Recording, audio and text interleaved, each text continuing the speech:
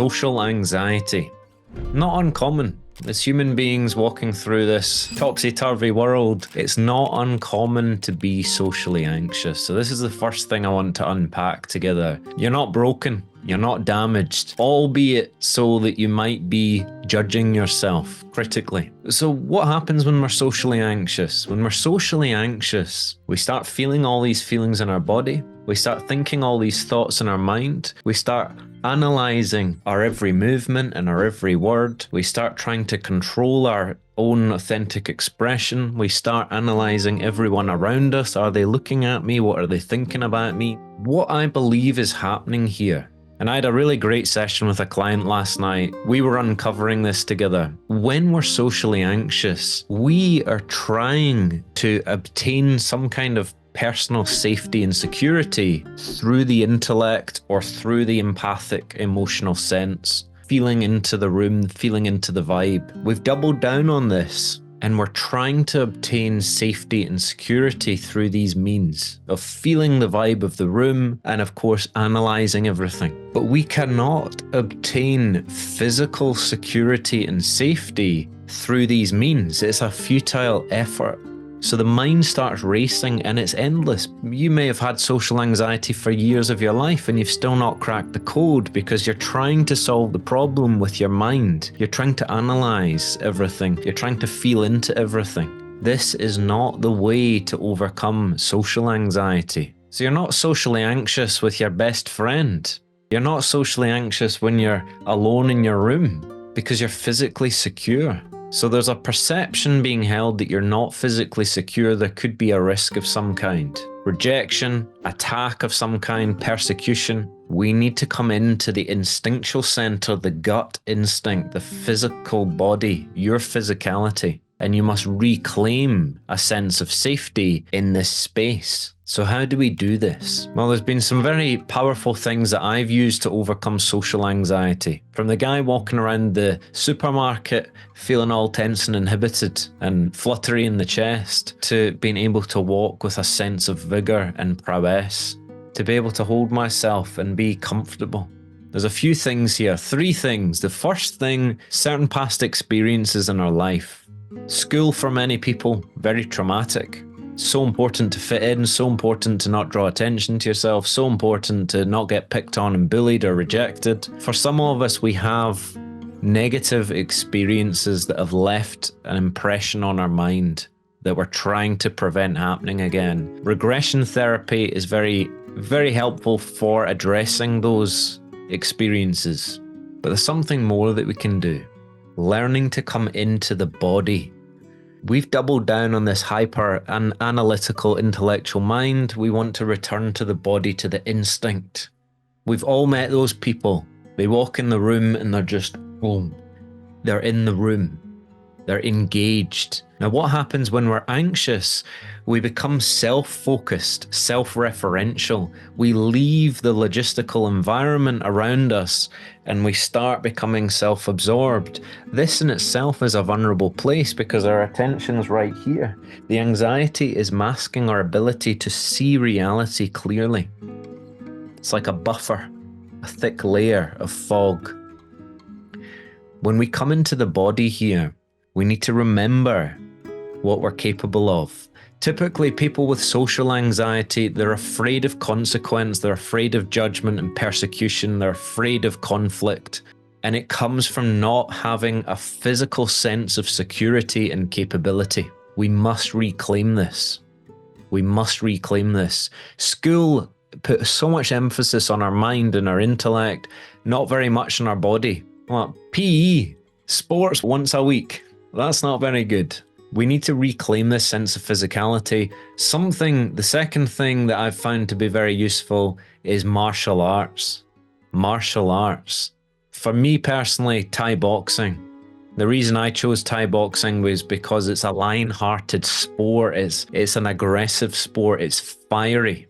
So for someone like me, very calm and peaceful and laid back, I'm a chilled out guy. Easygoing, some might say. So to embrace this fire and this passion and reclaim that aspect of me that was being suppressed or denied.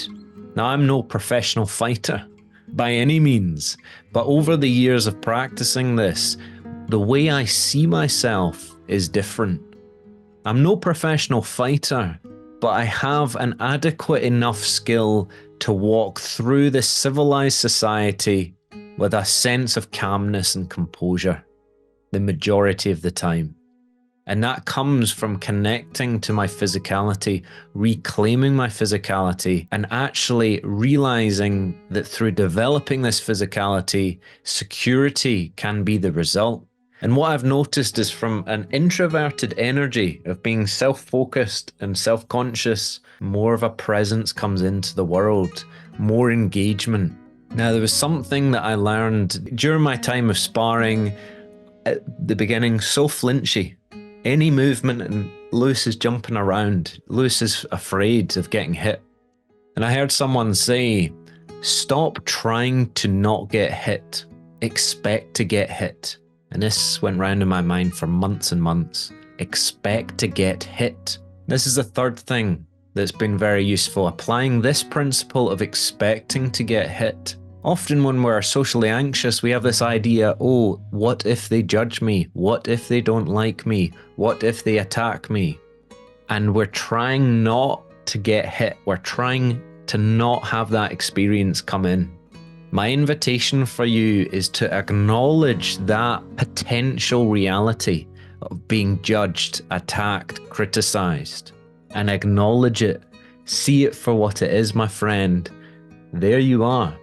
And engage into it, lean into it, as if it was a story or a movie playing out in your mind. You've got this idea of don't want to get judged, but you keep slamming the lid on that and trying to run away and not face that scene in the movie. My invitation for you is to look at that, because the mind loves closure. This is one of the reasons why the Hollywood blockbusters, they have those adverts on television, they leave you on this cliffhanger. They leave you at that peak moment, and then they cut the scene and you're left wondering what happens next, what happens next, to the extent you'll buy a ticket and watch the movie.